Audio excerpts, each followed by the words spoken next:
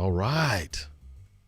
I'm excited about today's guest. I'm excited about I have my friend Lila Smith, and she is amazing. As you can see on my sign here, she is amazing.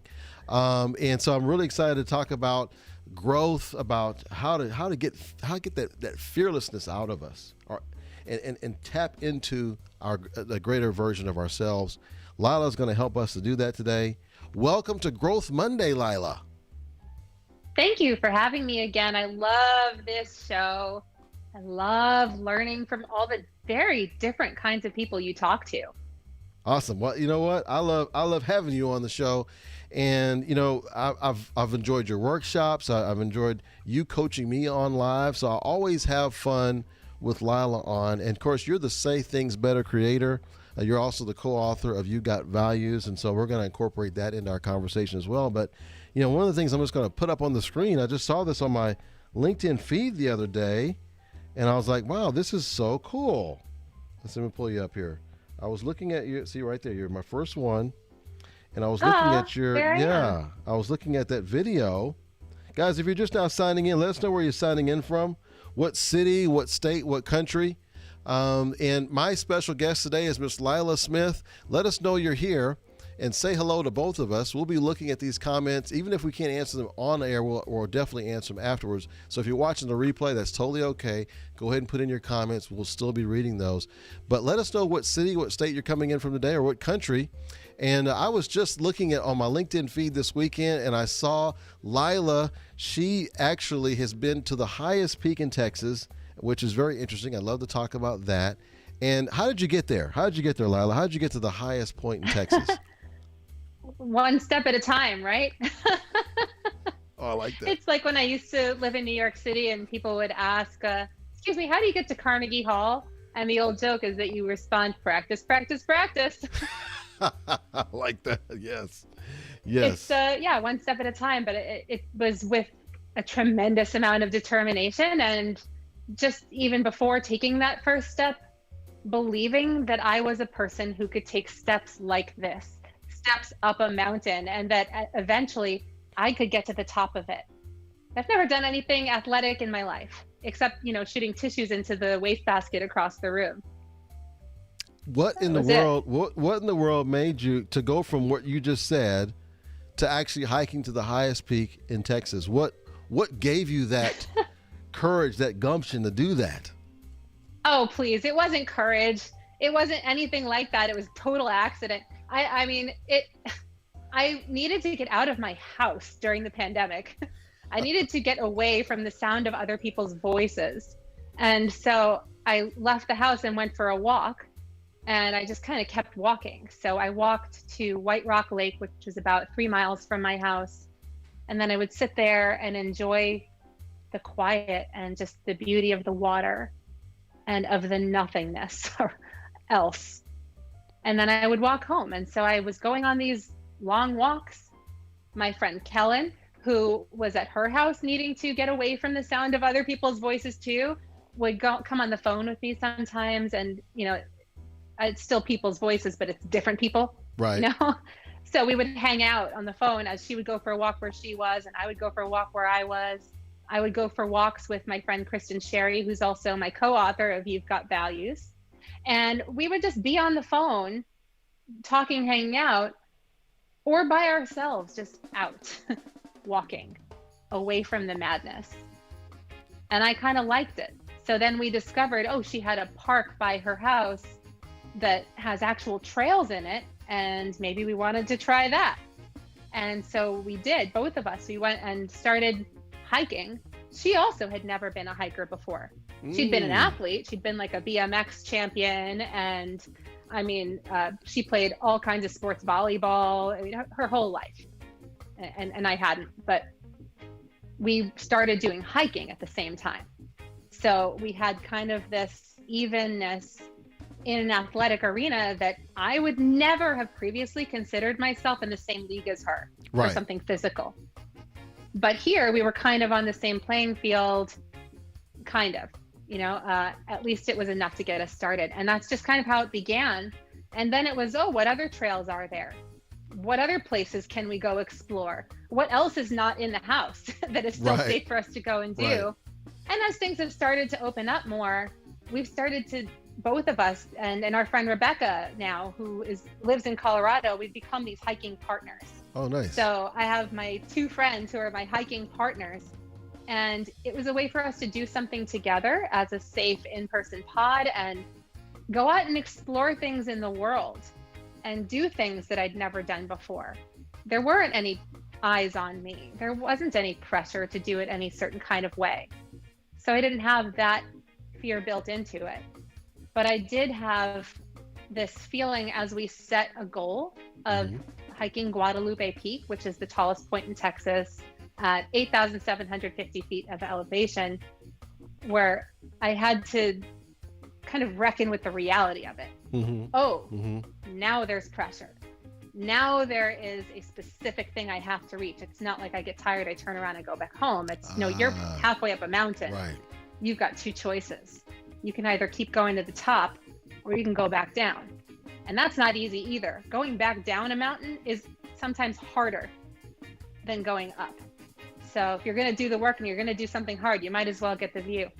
I love that. Okay, now you just made me think of a question I asked, I think it was last week on my show, is if you had to make a choice to go up a very steep hill for a half a mile or down a steep hill for half a mile, which one would you pick?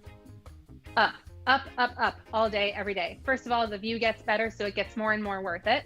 But also, my body is not a teenager, So coming down, it's like impact. It's my foot on rocks. It's my knees as I turn. I'm like, it's a lot more technical to go safely down a steep hill than it is with trekking poles to dig in and keep going up higher.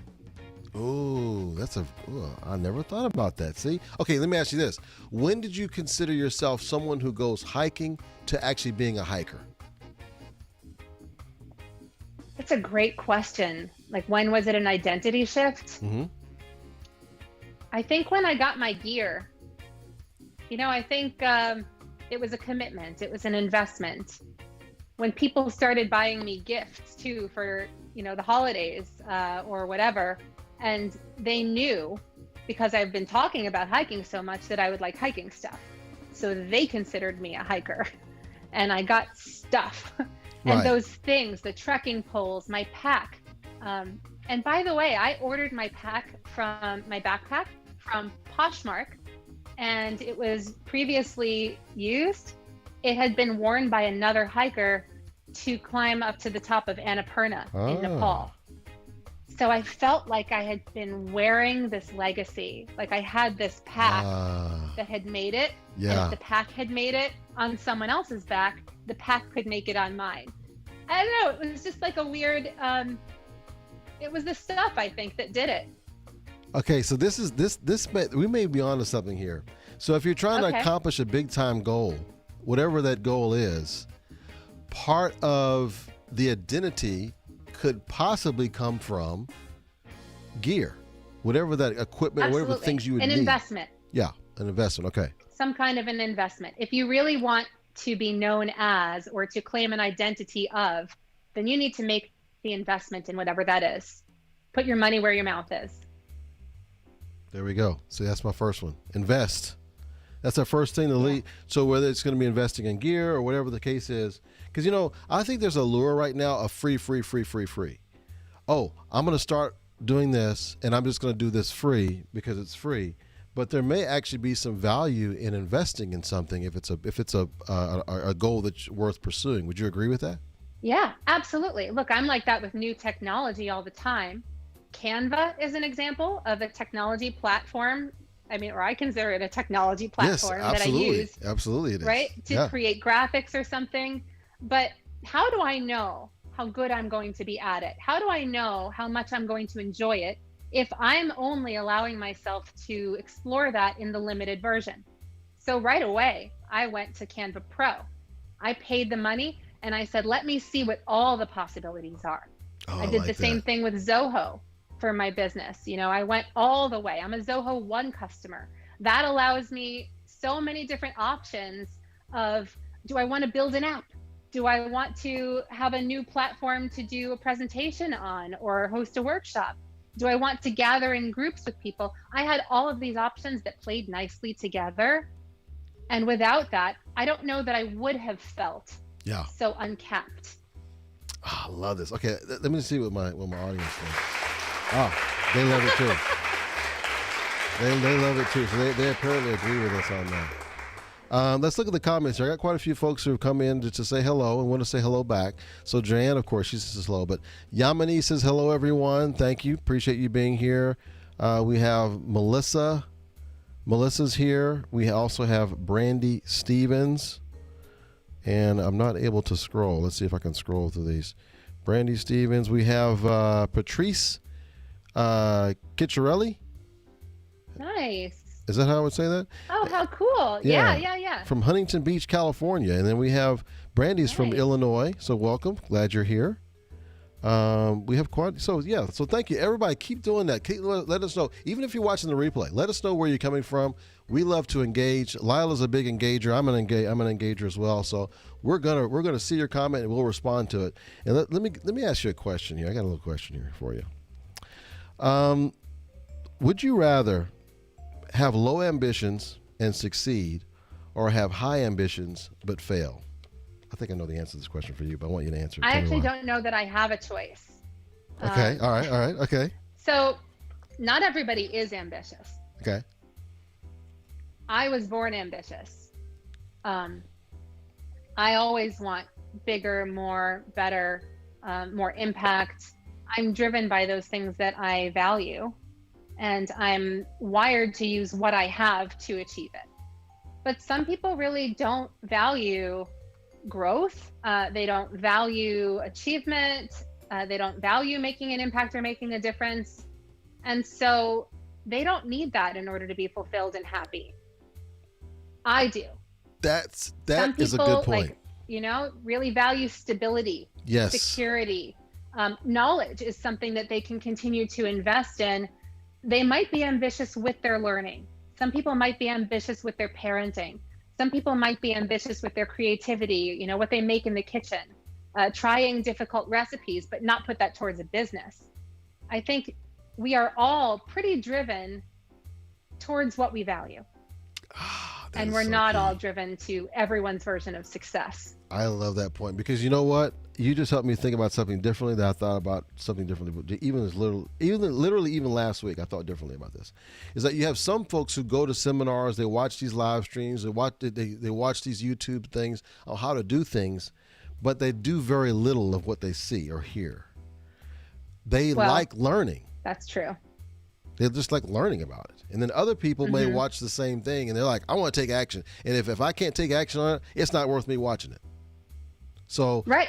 Yeah, tell me, give me your thoughts on this, because you helped to open my mind just now on this. But go further with it. Well, you've been to my Verb Your Values workshop, so you know how this works. We value what we want to do for others. We value what we want them to do for us. And so some people value the inspirational, the theoretical. Some people value the actionable. To equip would be a really good verb for that, if that's what you want. Mm-hmm. And a lot of times it's not just that people don't value the actionable, it's that they can't hear the call to action. So a lot of these conferences give you a lot of ideas, they talk about things, it sounds nice, but they don't give you the how this applies to you in your life, and you leave not knowing what different thing to do. Okay. So some people, it's just that the call to action may not be clear, or they get so much information they don't know what to do first. Right. Or they're fine with just learning and letting that kind of slowly integrate into their lives. Yeah. By having more to think about. And it just having expanded their mind is value enough for those people. That makes a lot of sense. Robert, hey Robert. Robert's coming in and saying hello to us. Robert's a great guy. Nice. You need to connect Where's with Robert Lila. from? Yeah, he's a chief auditor, and I don't remember where he's from, but he's not. But here's the thing, Lila. He's a chief auditor that not only knows how to do the audit stuff, but he likes to ask really, really good questions, and he likes to make T-shirts. He designs T-shirts. So I never would have thought a chief auditor would like that. And he also likes to do podcasting. He does a great job with his podcasting. So it's like, if I was a stereotype of auditor, I would not have come up with all of that. That's great. Good for him. And good for you for acknowledging that you would have had a stereotype in mind. Because there are all kinds of people that do all kinds of things. I Yes. hear auditor and I'm like, oh, that is someone who cares about details, right? And so Yes. someone who cares about details asks a lot of questions. Someone who cares about details might design something. Someone who cares about details might host a podcast and ask a lot of questions. I like see that. it all as like the same kind of thing. Yeah. But you're not likely to find an auditor who doesn't pay close attention to details. That is 100% because that's what's true. required by the job. Exactly. Okay. One question before I forget, because I've asked this recently on my show, and I want to ask you because you have your acting chops, right? You know how to act and sing and do all these wonderful things. Okay. So I'm curious, what actress would you want to play you? If it was a biography about Lila Smith, what actress would you want to play you in the movie? Man, can't I just play myself? Nope. That shows how good I am at delegating, right? I'm like, I better do it myself. By the way, those are the comments. I want you to answer these same questions, okay? Okay, yeah, I would love to hear from other people, who would play you, and that'll help me to get to know you a little bit better as I read through them. Yes. So definitely, if you're reading that, play along and put someone in the comments who you'd want to play you in a movie of your life, or in my case, it would probably be like a Broadway musical about my life. Now, I don't know how well she sings, but Frances McDormand, and she's older than I am, but she gets the realness of humanity, and she brings the fullness of it to every role she's ever done. She's fully committed. She understands those characters. She empathizes with them and their struggles so deeply that when you watch them, you see the life of them. You can see her experiencing tremendous joy, and that looks different for all the different characters she's played. You can see her experiencing the frustration with the world around her, especially in movies like Friends with Money. And I think she's spectacular. So why not, have the person playing me be someone who looks like they maybe could be me in the future. Right. I would love that. I'd love to look like a beautiful, natural, strong, wise woman when I'm her age. And I would love someone with such talent and gravitas and humanity to play the woman I've yet to become. I think it's interesting that you picked someone that is a little bit older, as you said, because I'm not familiar with her as an actress, but you said she's older. Do you tend to, in your life, give attention to people who are a little bit older to get your knowledge, or do you tend to go for folks who are of a similar age than you? What's your normal process like when you're trying to get advice or look to do new things? I love that question. No one's ever asked me that question before.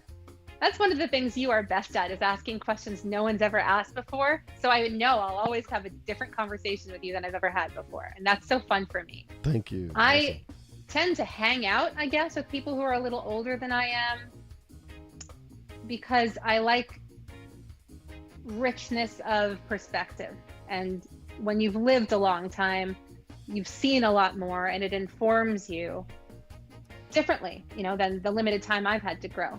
Mm-hmm. At the same time, my best friend is 5 years old, and I learn things from him that I would never learn from people who have jaded themselves through life out of the wonder of things, the celebration of moments that people think, they don't think about, they overlook them. So I learn from everywhere. I have all the sources, and I want all of them. I'm not really a great or person. I'm more of an and. So right. yes, okay. I want those people, and I want these people, and I want these people in the comments, and the people that I haven't met yet. And I certainly want you and your perspective. Well, that's interesting. I tend to, it depends on what it is, but I would say more often than not, I do seek the wisdom from those who are older than me. So I do agree with you on that quite a bit. Robert says, I care about people and details. And he put a laughing emoji with it. So he likes details and people. And then he says Will Smith is who he would want to play him. I think it's a good choice. What do you think? Oh, I love Will Smith. What's interesting about him as an actor, he always brings the funny because he personally has access to that lens. He sees the humor in things, in even dark moments. That's why in his movie, The Pursuit of Happiness, which, was a while ago, but if you look at that movie, who better to play this man? Who better? Because he's able to find the joy in all the dark moments. And that's what makes kind of a dark subject matter easier for us as an audience to access and process. Absolutely. And enjoy. Absolutely. I agree 100%. Okay. I have another question for you. You know what? Before I ask this other question, I want to ask you this, because I think this is going to help us with terms of going for a big project, growing our business, doing better with our finances, whatever it is. What are some things that you did to prepare either mentally or physically to get ready for this Guadalupe highest peak deal? I want to hear about that. Oh, man. Well, I ended up losing about 50 pounds over the last year. And I say I ended up doing it because it's not like that was really my goal, although I did understand. And you look amazing, by the way. Climbing up a mountain. You look amazing. Thank you. But like when you're climbing up a mountain, you don't care what you look like. You care how it feels. Am I physically able to do this? And just imagining that a year ago, if I were doing this with a backpack that was full of 50 more pounds of weight, how much harder that would have been. And I don't know that I would have made it to the top. So releasing some of the weight, you take things out of your bag, you're like, yeah, I only need 4 Band-Aids. That's how much you're shedding the weight of your pack. And I shed the weight of my body because I knew that was something I could get rid of and that would be less to take up with me. Also, to be able to do this at all, to go from someone who just kind of took a long walk one day to someone who's hiking to the top of a mountain, I had to do a lot of strength training. I had to make my body strong enough to handle my dreams and be there for me and deliver me to the top. And it wasn't ready. I had to invest in my body. I bought the weights. I bought the mats. I watched Sydney Cummings videos on YouTube and I would curse at her, man. When things got hard, I would say things to her that I would not repeat publicly. But I'm so grateful to her for making it possible. I'm so grateful to her for the access to this incredible high level of training that she provides through her YouTube channel. And I did these workouts sometimes twice a day when I got closer to the actual hike up the top of Guadalupe Peak.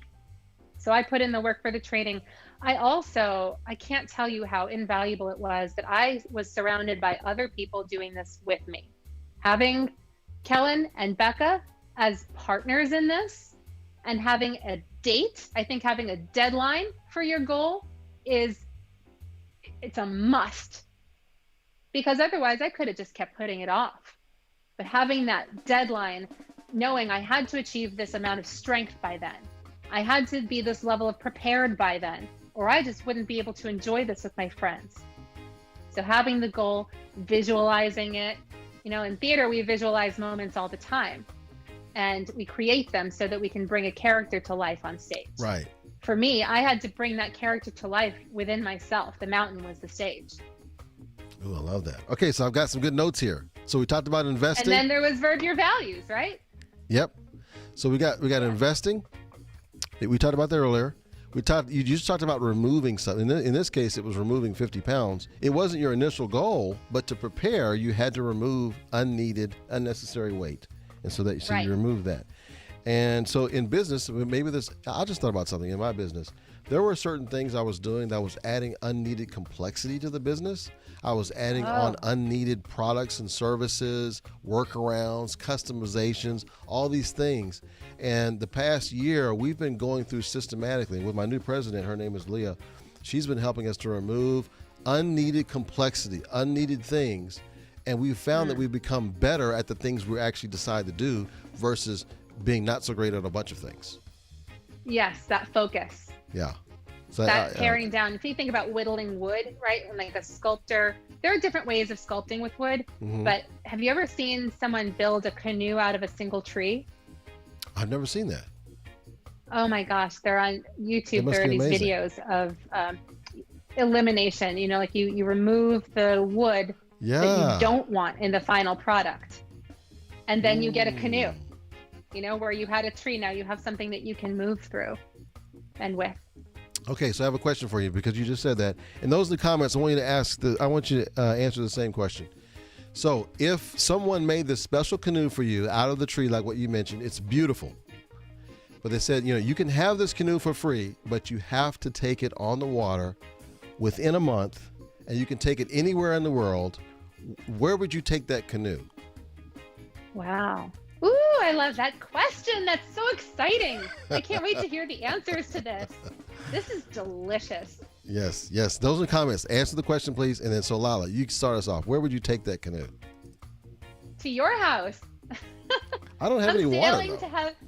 I don't care where we are. I mean, I'm sailing to the in-person conversation. I'm sailing to wherever I can give you a hug, you know, and shake your hand for the first time. And, That would be awesome. Yes, that would be awesome. You know what? Yeah, Actually, there's some water. I'm sailing towards connection. There's some water over here behind. There's like a retention area. It's got like a little water fountain thing in there. It's really beautiful. And Excellent. I'm not sure if I think the canoe could probably fit in there. I think It sounds like a perfect parking spot. Yeah, I don't know what the homeowners association say about it, but we can give it a shot. Yeah, we can give it a shot. You can always give it a shot. Exactly. So guys, what do you think in the comments? Where would you take that canoe? What body of water what body of water came into your mind initially? Now, Lila is based on connection, which I appreciate that about you. So where would yours be? Where would you go? Okay, I have another question for you here. Would you rather? This is a tough one here. I don't know. I'm not sure what you're going to say on this one. Would you rather? Hold on, let me just like pull up my big girl pants. All right, I'm ready. Okay, let's say between now and let's say May and June. Okay, so May and June, would you rather live in a home without electricity or in a home without running water? Oh, that is a hard question.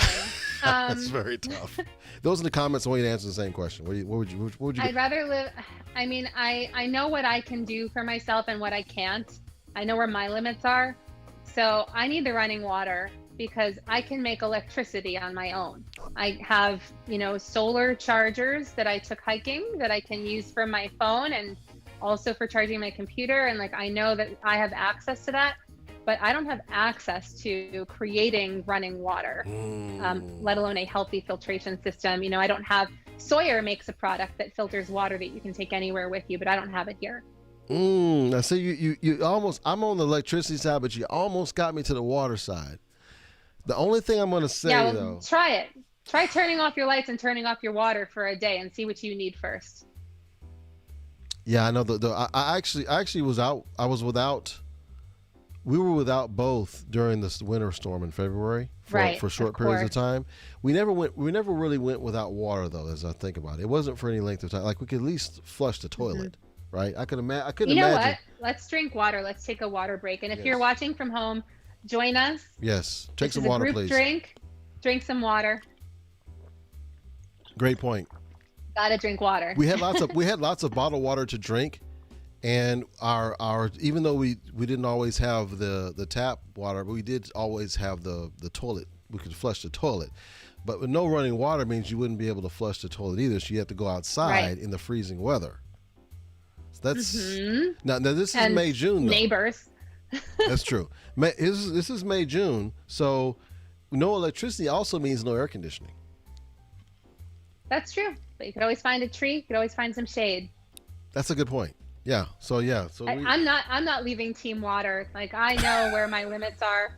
I'm still not team no electricity, right? Because I'm like, oh, I can get electricity by doing these things. Right. That's again me feeling like I can find an and rather than an or. Which is good. I love that about you. So Robert says he needs a hug too, Rollis. So he's about the connection thing. We're talking about, where you take your canoe. Yeah. We all need hugs. Yeah. I can't wait to meet Robert. I'm going to meet Robert one of these days. Joanne says water is life. That's a good point. That's right. That's a good point. I was Water thinking, is most of what we're made of. and I was just thinking I could buy the water, but you're bringing up some good points about the running water thing. Oh yeah, I mean, really, if you can't flush a toilet and you can't take a shower, you could be in a well-lit home that doesn't smell very good. That's you hit me hard. You're with gonna be that out one. of there. Oh, Lila, you hit me hard with that one. Oh wow, that's so true. Oh goodness. Man, I will debate anything. That's tough choices.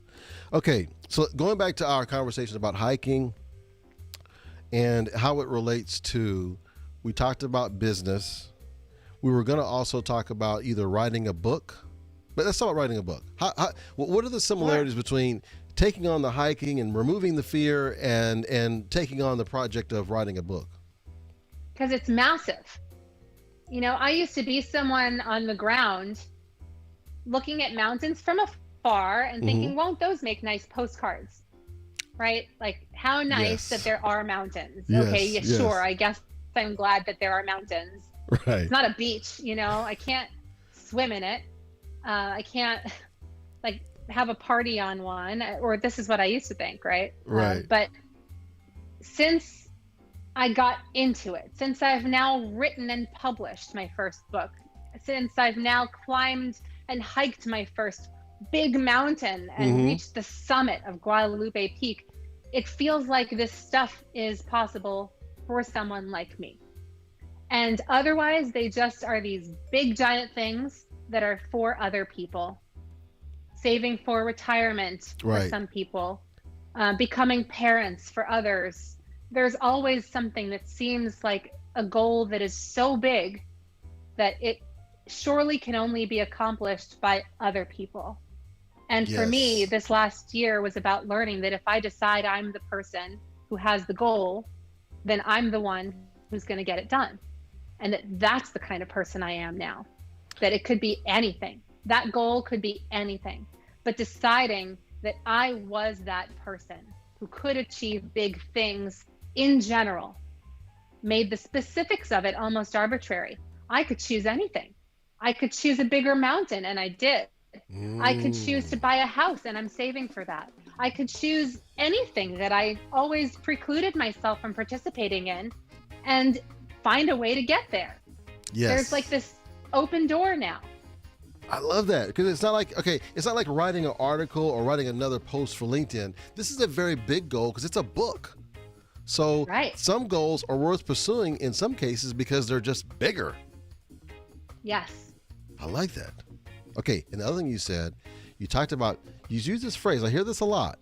You said, someone like me. Who is someone like you? Tell me, what do you mean when you say someone like me? I guess I'm still Express it. figuring that out, right? Because I thought that it was a year ago, I would have said something else. I would have said someone like me is a people person. I don't need a lot of alone time, right? I am someone who's into the arts, but not really so much the sports. I'm someone who directs other people to use technology. I'm not someone who really uses it myself. And I would make these identity statements as though they were true or based on anything. You can choose to do whatever you want anytime. Yes. You can choose to get training. You could choose to practice something. You could choose to have someone teach you how to do it. You could choose to try. Okay. As long as you don't choose to try, you're going to continue to be the person who it's not for. That's a gift. Yeah. Okay. And I want to check with the audience because I think I want to see what they have to say about. Yep. They like that one too. They really appreciate that. So this audience is great. It's a fantastic audience. Let me tell you. Very They're great. receptive. One of the things that I hear a lot. I hear this so often. I want you to talk about this. It's like, I'm just not tech savvy. I'm just not technical. I'm not a techie. Okay, what do you say to that? I was absolutely that person. I mean, when I worked at DNA Footwear, which is the last company where I had the job, where I was employed by someone else, not a 1099, not a contractor, I was running the e-commerce department there. But when I arrived at that company 3 years prior to that point, I was the customer service manager. And it was a small company, at the time. And I was thinking about like the quality of the conversations, policies, what we needed to feel comfortable talking to people and addressing their issues. understanding what we're measuring about how much money we let out, through returns and things like that. But I had someone else, a tech team and an e-commerce operations manager at the time to handle the how it happens of it all. So I was limited in that role to what I already knew I was really good at. And then that e-commerce operations manager left the company for another opportunity and gave about 2 days notice. Oh my goodness. And I sat next to him and we were friends. I sat next to him and we were friends, so he would talk to me, like you would be talking to me. Oh, this is what I'm doing with my day. Right. And so that was the exposure. That was the most exposure that anyone in the department had to the matrices that had all of the back end of all of our channels, all of our distribution, all of our shipping software, all of the website, everything. And because I literally sat next to him, I was given the opportunity to learn as much as I needed to learn, as fast as I could possibly learn it, to run the whole ship myself and with the team. And I said, you're crazy. You should hire someone to do this who knows how to do this. And my boss, to his credit, said, you're smart. If he could figure it out, certainly you can figure it out. Right. He learned stuff on the job. You can learn stuff on the job too. You tell me what training you need and I'll pay for it. You tell me what you don't know. And I was like, I don't know what I don't know. I need to learn everything. So I did. And still, having done that, having accomplished that, even having gotten to the point where Ron Pellet, who's a CTO mentor, who owns Squid, this process, this platform that we ended up using to manage our inventory and data, he was calling me and he said stuff like, your feedback is so valuable because you're not tied to these ideas of what has been. Your only question is this possible? Ooh, I like that. Because I don't know what is and isn't possible, I'm assuming everything is. And I now understand all of this stuff because I had to learn all of it because I didn't know what I didn't know. And so my ignorance wasn't bliss, but it was an opportunity. And it was, everything became important. I love that. And even still, having come through this, having accomplished that, I still felt like nervous, anxious about learning new technologies, about when something would be going wrong on a Zoom call or on one of my sessions and I didn't know what was happening. I was so concerned for the experience of the other person on the other end that it was crippling to me, and I would have this anxiety around it. And I was afraid of what it would say about me as a leader, as a person, as a smart person, if I couldn't figure out this simple thing. But over the last year, we all have had to figure out stuff on technology we've never done before. And I worked with Kiana Sage. She is a results getter. I don't know what woo-woo thing she did to me in our one session, but if you look at my LinkedIn recommendations that I've written, you'll see one I wrote for her. And I literally said that. I have no idea what she did, but it worked. What's her name again? Kiana Sage, S-A-D-G-E. So you'll see her in the recommendations I've written about her. I mean, after one session, she said something like, in about 4 days, this should all catch up and you should have no anxiety about technology ever again. And I was like, okay. But the very next day, I don't know if people at home can resonate or relate to this, but my computer password, I had to change it. And like this to me was so stressful. But I opened my computer and I put in the new password, but it wasn't the new password. It was something else. And I got it wrong. And I laughed. And I was like, oh, Lila. And I just remember immediately feeling shocked that that was my reaction. Wow. Like, why is this not crippling? Why am I laughing? It's like the opposite. Right. Where I'm like, oh, ha, ha. Isn't that funny that I don't know my own password and I tried something else? That's not it either. Ha ha. Again. And I texted her to say, what is going on? What have you done to me? And she's like, that's the thing. You don't have it anymore. And in fact, you never had it. It was like the Wizard of Oz, telling the cowardly lion that he had bravery inside of him all along. And I guess I did. I had comfort with trying new things. Mm-hmm. I had comfort with looking like an idiot, being a fool on stage for people's entertainment. Right. I had everything that I needed to try and approach these new things. But because I had this identity around myself as not the kind of person who, I just hadn't thought to look at the toolbox of what I already had. And I always have laughter. I always have joy. So look in your own toolbox of things you've already accomplished, things that you've done that were new and how you overcame them. And technology is just another thing like that. Right. Oh, I love that. Okay, that's very good. Okay, so guys in the comments, I have a question for you as well as for Lila. Okay. What is the single most significant change you've made in your life?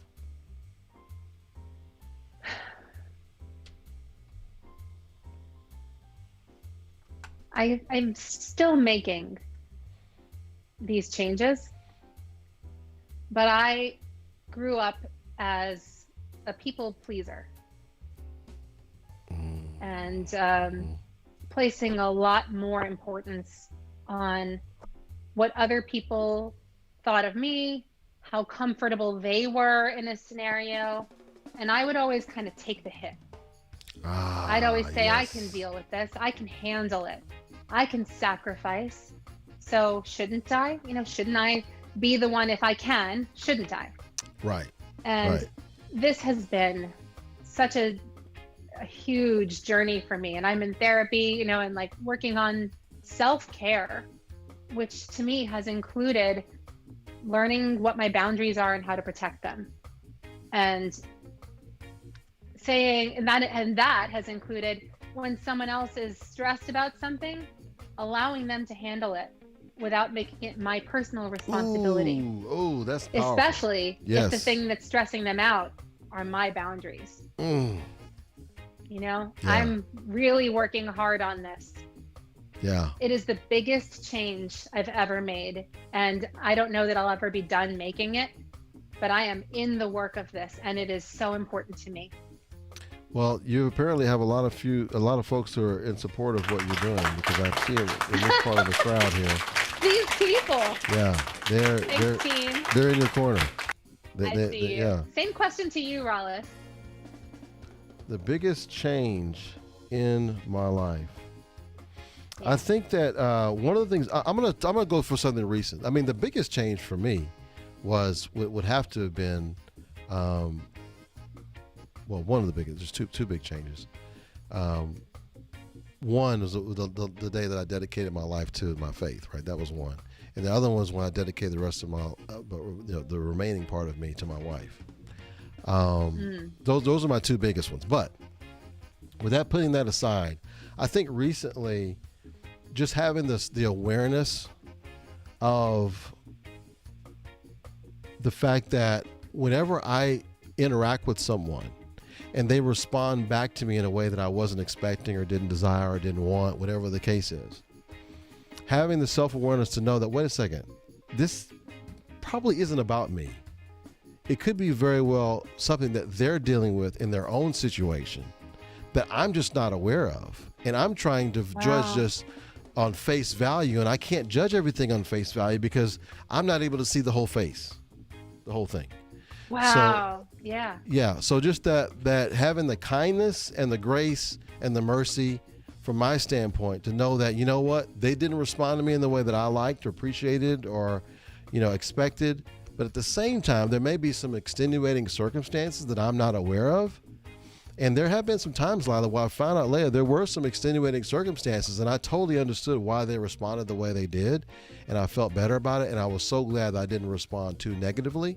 But then there's been other times when I did respond negatively to the face value situation, when there were other extenuating circumstances that I wasn't aware of. Had I known those circumstances were there, I would not have responded that way.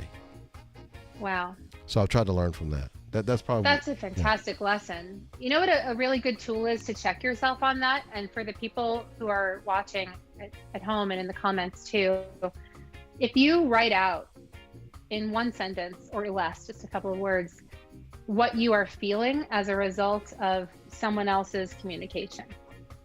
You write out what that negative feeling is, and then ask yourself, do I really truly believe that that person wanted me to feel this way? And if so, what would they get out of that? Those are two great questions. Those are two great. Off the transcript, the editors, simple. you got to make a clip out of this, and I want a transcript out of that. Those are two great questions. We did this in theater. This is script analysis. Yeah. It's understanding what somebody wants is almost never to make someone else feel bad. Right. We are not negatively motivated individuals. We are geared towards survival. And some of us, who have reached a certain level of that Maslow's hierarchy of needs are there for thrival, if that's a word. And at that point, we still need to better our own position, really for the safety and security of our whole entire community. It's just kind of built into us. Yes. This need to succeed in some way, to feel powerful in some way. Yes. To feel valued, like your existence is validated. Exactly. So we need that. And if other people, if saying something negative to put them down has any effect that we're going for, it's having more of that feeling for us, not about taking something away from them. Right. Every villain I've ever played on stage has had a goal for themselves, not about someone else. Yes. And whenever, so a lot of times you'll see some of these movies now, when they have the villain, if they're smart about it, they'll make it multifaceted enough where you don't just see the villain part. You see that there's some humanity there, but they're still doing some bad things, obviously. So, because rarely is everything just totally black or white. There's usually some extenuating things that are kind of playing into why this person responded or acted this way. So I think it's a great way to look at things. Guys in the comments, look at Dexter, the show about the serial killer. I never actually seen that show. So is that what it does there? It kind of gives you some humanity there? Nurse Jackie might be another one. I haven't seen it, but I think that's another example. Kill Bill, Pulp Fiction. Like, these are people who are killing other people, right? We're not talking about kindergarten teachers who bring in pencils that they bought with their own money. We're talking about people who have humanity and are using it to take someone else's away. Yeah. But it's not usually because they're trying to do something to that person, it's that they're trying to get something for themselves, even if it's higher esteem within their organized crime. Yeah. That's a great point. Okay, guys in the comments, let us know what you think about this. This is a very interesting discussion we're having here. Now I have a question for you, Lila, as well as those in the comments here. All right. So if you're at a restaurant, would you rather have a table that rocks back and forth because the legs aren't level, or a chair that does the same thing? Oh gosh, I never sit still in my chair. I probably wouldn't notice it. I choose the chair being unstable because I don't want to spill the soup. I can control my own steadiness in my own chair, but the soup can't. So the soup needs the support of the even table. Got it. Okay. So you can handle the chair a little bit better. Got it. Okay. I can. You can navigate. I'm gonna brighten up your screen here. That's why I'm looking over to the side. I'm gonna brighten up your screen just a bit. It's a little bit dark. Same. But it has a dramatic effect, though. Even though it's dark, it has a dramatic effect. Robert says he'll take the chair. Yeah, he'll take the chair. Robert and I will be on side-by-side wobbly chairs together. Yeah, he says the chair makes for a fun ride. See, he's outgoing. Hey, that's the right attitude. I love it. He's a lot of fun. Guys in the comments, let us know what you think. Which one would you take? Would you take the wobbly chair, or would you take the wobbly table? Which one of those two? What about you? I'm gonna go with the table, actually. Really? Why? Yes, I'm gonna go with the table, because I can make an adjustment. I can make an adjustment where we can move some of the stuff to one side of the table where it's gonna wobble less. I don't know. Maybe I guess that's my first thought. I was my workaround. You know what I think about you? You do this, right? You go into an organization that has a wobbly table. It just seems like a bigger problem, right? There are chairs that people might focus on, like they might focus on the wobbly chair. but it's really not the biggest problem. You go in and you're like, what's the biggest problem? Give me that one. Give me your biggest problem, and I'll even it out. I'll help you adjust things so that it doesn't feel like such a big problem anymore. And that makes sense to me about you. Yes, that's one of the first. You're so right. I'm asking, what is your hardest to fill job? What is the one that's the toughest to fill? That's what I want to know first. I don't want to know about the easy jobs. What is your Give toughest? me the table. Yes. And you know what else too? And recruiting taught me this: workarounds. I mean, in recruiting, you just figure out workarounds for everything. And so the first thing I thought of when I thought about the chair or the table is which one presents the easiest workarounds that I can fix. And so I felt like instantly the table was it. And so that's why I went for the table. Really? This is how I think. Yeah. It's fascinating because they both have 4 legs. That's right? true. That's true.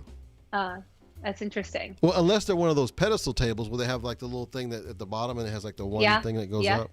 Those things get wobbly too, though, which is can be a little bit annoying. Oh gosh, that's interesting. I've been doing home repairs, visiting my mother's house for the first time in a year, doing like plumbing stuff.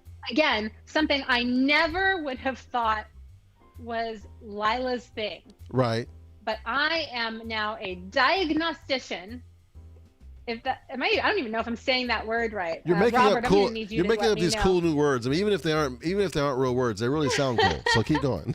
Yeah, if you say it with confidence, right? I'm a diagnostician because diagnostics. Yeah, I'm a diagnostician, and I looked at what was happening, and the water in the washing machine was leaking, and I first looked to see what was wet.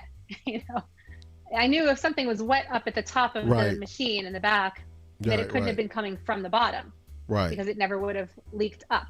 And Smart. so I know gravity, right? Like I know nothing else, but I know gravity. So let me start with what I know. And from there, I was able to figure out more and more and more until I identified that the drain pipe that the drain hose from the washing machine went into was clogged. And not only was it clogged, but it wasn't even the right size. And not only wasn't it the right size, but that pipe had probably gotten smaller and smaller and smaller on the inside because it had rusted over time because there was a gap between the hose and the pipe that hadn't been sealed up. So I'm like, I bet dust went in there. I bet maybe bugs, maybe even a small rodent, in New York City, you never know. Right. And so I figured it out and had plumbers come to the house and they were like, oh, yeah, that probably is what happened. And I was like, yeah, it probably is. So did this happen recently that you're talking about? Yeah, this is yesterday. Okay. Do you feel like your whole experience with going through the whole hiking experience and becoming fearless and tackling this mountain, do you feel like it's given you confidence for lots of new things that you haven't tried that maybe you wouldn't have tried before? Okay. For anything. Anything. I have talked with you about Verb Your Values before and how we just in Say Things Better land, we pick 3 verbs that represent our values for what we want to make other people feel as we communicate to them. So I want to affirm someone. I want to include them. I want people to feel really like they belong with me and anything that I'm doing at all different ability levels, all of that. And I want to empower people. I want to give them what they need to make something possible for themselves. And so I've spent all of this time thinking about this. And these verbs come from acting. They come from actioning. It's a very Stella Adler thing to do. If you're from the theater world, you'll know that. But I put this in my method of communication, thinking about how it would impact the people we communicate outwards to, whether through our listening, intentionally, what we want to do to someone while we listen, or through our speech and what we want to do to them with what we say and how we say it. But until recently, I never thought about using it to speak to myself. I just kind of let the voice be what it was. Yes. We're not intentional enough about what we say to ourselves. Right. Because I forgot that I count. I forgot that I matter. I forgot that I have a voice in my head anyway. Yes. I'm saying things to myself constantly. Yes. I'm telling myself stories. I'm putting myself down. The negative self-talk, I would never, ever say those things to someone else I cared about, but I was saying them to myself all the time. I really let myself down. I really was stopping myself from growing and moving forward because of the things I would say to myself. And I'm intentional in my communication now with everyone else. and always trying to improve. It's not like I'm this perfect communicator. In Right. fact, I fail constantly, but I know where to adjust. One of the I know best where I I know, though. went off base. You're one of the best I know. Thank you. And I had to do that to myself. I had to communicate to myself first. Yeah. I had to affirm myself and say, if someone else can do this, some random somebody who did a DIY thing and now is doing a YouTube video about it, if they can do it, I can do it. Yeah. I'm smart. I'm capable. I've figured things out before. Yep. If Exactly. someone else can do it, so can I. That's how I now affirm myself. Oh, I love not it. just others. I love it. I love it because, I think I agree with you. And that's why I usually stop people when they say things like, I'm not techie, or I'm not this, or I'm not that. And it's something they want to be. Now, if it's something you don't want to be, like if I'm saying, I'm not a robber, I'm not a thief, that's great. But Great. Don't be. Right. don't be that. But, if I say I'm not a techie, or I'm not one that enjoys people, or I don't like talking to people, or stuff like that, then it restricts me from something that I could be enjoying. I could really like it if I got good Absolutely. at it. Let's see what the code. That brings up, I have a client that I was working with on exactly this last year. He told me that he didn't like small talk, that he hated small talk. And I asked him, well, why do you need small talk? And he tried that's to an interesting come question. up with like, well, some people like don't want to go deep. And I was like, well, do you want to talk to those people? And he was like, not really. And I said, then what are you missing? Like don't talk to the people who only want to engage on a surface level. Find the people who are ready to go deep. Find the people who have incredible knowledge that you can ask questions of, that you're actually excited Right. to talk to. Talk to those people. There are tons of kinds of people in the world. Go find the ones you want to talk to. That's so true. And then all of a sudden the talk isn't so small. Yes. That is awesome. Okay. Would you rather have a bionic ear or a bionic eye? I want the comments. I want you to What answer is that the too. ability? Like, what changes about the ability? What can I see differently? You can or what frame can I it. hear You can differently? frame it however you want. It's a bionic one that's programmed to do what you want it to do. So Okay. it's got extra ear powers or extra eye powers, whatever you think those are. Which one would you rather have, the bionic ear or the bionic eye? I'll take the bionic ear. Okay. And my choice of how to make it bionic is that it's an instant translator, so that I can understand the language of anybody who's communicating with me. Oh my gosh. Anybody who's saying things to me, that I can learn from them, I can hear them, I can understand them. I absolutely love that answer. That is okay. This is how Thank I feel. you. This is how I feel with that. That was like. That would be amazing. I would love to have one of those. I Right? would sign up for that bionic ear for sure. Guys who's watching the comments in the replay or live, would you go for the bionic ear or the bionic eye? I tell you, she's got me sold. There's no way I'm going with the eye right now. I want to go with the ear. I could convince you otherwise. I could pick the eye and find a reason for that. Like, I'm telling you, I will debate anything. I will debate either side of anything. I can always see the perspectives, right? Let's say that somebody has a bionic eye, but what it allowed you to see was the true soul in someone, that you were able to see their entire context, that you were able to see played out before you the life stories that they experienced Ooh. that led to them saying the thing that they say in that moment. Now it would have to be selective though, Lila. Then you want the eye, right? That's true. I don't know. Would it? I'd have would to. it? I mean, there's some stuff that may happen. what would be the harm I wouldn't. in seeing full context? Yeah, there's just some. What would that challenge about you that you couldn't recover from? If a child was abused, Yeah. in several different ways, that would be traumatic for me to have to see that over and over again, because I've heard the stats are very high that more than 50% have been abused in some way. I've heard 75 as high as 75. And so I think everyone has, like, 100% of people have some kind of trauma, right? yeah, So whether it's like a child abuse or something else, everyone has some kind of trauma.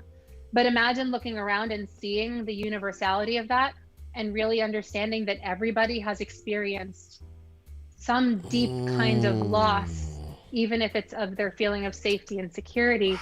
How much more empathetic we would be. That's how much more true. loving and supportive of each other we would be. You're right. So now you want the eye, right? I'm thinking about the eye now. I will sell anything to anyone. Okay, you know what? I just said But I have something. to believe in it. I just said something that Chris Voss talks about in his book, Never Split the Difference, or in an interview, and he says, I don't know if you think this is right, because we're out of time. I get this. This is my last question for you. Okay, so he says that whenever you're negotiating with someone, or you're trying to just have some point, whether it's a debate or just a discussion, what have you, and they say you're right. If they say you're right, he says that they're telling you that they just basically just saying that just so they can move on. Where he says if they say that's right, he says now you got full agreement with them. What are your thoughts on that? Interesting. I don't know. I mean, I've said all kinds of things. Like, sometimes when I say you're right, it's because I'm acknowledging that someone has had a specific perspective that hearing was different from mine. Not just, you know what, you're right. Like, I think I mean that when I say that. So I don't know, but I'm not Chris Voss. Like, I'm not a conflict negotiator like he has been. I heard him on Hala Taha's show, Young and Profiting, and on some other interviews. He knows a lot. He does. He's a sharp guy. He's a great interview too. Yeah. He doesn't know what I know. He hasn't experienced what I've experienced. And maybe if he had that bionic eye, he would, or he could. But I've experienced language crafted in order to tell a story on purpose. Yeah, that's why I wanted to ask you, because you're more on the language side than he is. He tries. Well, I think so. I think he's seen a lot of data that correlates, that gives him that perspective. And I've seen a lot of data that says sometimes people just say something because they don't have a playwright crafting words for them. Sometimes there's not a deeper meaning into whether they're saying you're right or that's right, but you can see on their face. That's right. Listening to their whole body. Yes. You can see in what they choose to say next, how they're taking the conversation. Are they going deeper into it? Are they exploring something? Exploring something shows buy it. Exploring something shows interest, no matter what you said preceding that. So I think that there are a lot of things I could learn from him, and some that he could learn from me too. Yes, that would be an amazing show. That would be, if I could interview. Well, maybe I'll ask him on mine. Yeah. Yeah, is he going to come on your show? I don't know. I could reach out. I'll ask. If he's interested. I would love. It would be interesting. I think that he has a lot of cool stuff to learn from. I would love to interview both of y'all at the same time, at least for a little while. Okay, cool. You do the outreach, and then we'll have a debate about something. No, still have him on your show for sure, because it's going to be a different show anyway, because the questions you ask are going to be different from mine, right? So I think it'll be cool. Anyway, we went over time today, but it was a lovely way to go over time, because you were so captivating. I loved all of your answers. Some of your answers literally amazed me. So I had joy. I had joy with some of the answers. Thank you very much. Thank you. It was very good. So guys, in the comments, let us know what you. But in fact, Robert says she's good. He said that. He said she's good. He probably said it just like that too. You, Robert. She's good. So I like that. Definitely, we want to definitely invite you guys to come back next Monday. But Lila, I for sure want to have you back on the show. I don't know when, but I'm going to have you back on the show if it's okay with you. Will you come back? Yeah, absolutely. In the fall, we will do it. Okay. And then I'll have climbed another mountain. I'll be a 14er by then. And this is what I think you did today. Let me show you. This is what you did right there. You knocked it out of the park. And this is how I feel. So Thank you. All right, well, let's say bye to everyone. Thank you guys for watching. Bye, everyone. Appreciate you guys. Appreciate you, Robert, Joanne, and all those other folks who comment. Thank you so much. Appreciate y'all. Okay, they're going to let me know when I can go ahead and hit the end stream button. Man, you're amazing today. So Thank you. Lila, give me your unfiltered thoughts on what's it like to be on my show. I love being on your show. It's so much fun. You're organized. You have fun questions, but you're also willing to go there, if something is interesting and we want to explore it further. So I love your spontaneity. And I also love that when I turn questions back to you, you share back. So look, I don't have endless hours of time to be on lots of podcasts or shows, but I know, like, even if there was no audience, I would love talking to you. And that is really what I get most out of being on your show, is just time with you. Oh my gosh, oh wow, that really touches my heart. And Somebody else like sent me an invitation over the last couple of days, and I was like, yeah, sure. You know, my first availability for being on a show is in September, because I know, you know, and it was, oh my gosh, this was so hard for me to not explain why, not apologize for it, just to be like, this is what it is, right? Because I don't need their evaluation of my priorities. I just need to tell them when I'm available. And that is something I am learning and practicing so hard to get better at. But for me, I mean, I have goals right now that require that removal. And that means I don't say yes to like being even on like a wildly popular, you know, highly downloaded episode of something. That's not going to help me get to the top of the next higher mountain. But I believe that talking to you will. Oh my gosh. And so that's the difference for me. Well, Lila, you're amazing. I tell you, I keep saying that. I know you probably get tired of me saying that, but I think you are. I do not. Remember, I'm like, you know, an actress from New York.